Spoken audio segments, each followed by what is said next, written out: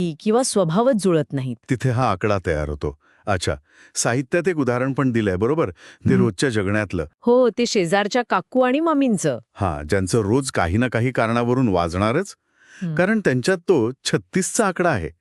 हे उदाहरण एकदम पटकन स्पष्ट करतं नाही का? अगदी. आणि ते महत्वाचं पण आहे, कारण ते दाखवतं की हा संघर्ष कसा अगदी सततचा आणि अटळ वाटू शकतो आपल्याला. बरोबर. पण हे जे लिखाण आहे आपल्याकडे, ते फक्त उदाहरणांवर थांबत नाहीये. काय म्हणताय अजून? त्यात एक महत्वाचा मुद्दा मांडला आहे, तो म्हणजे आत्मपरीक्षणाचा. आत्मपरीक्षण कसं काय? म्हणजे बघा, जेव्हा आपण सहज म्हणतो की अरे त्यांच्यात तर 36चा आकडा आहे, तेव्हा आपण फक्त एक निरीक्षण नोंदवतो. हो. पण हे साहित्य आपल्याला जरा थांबून विचार करायला लावतं. म्हणजे नेमकं काय?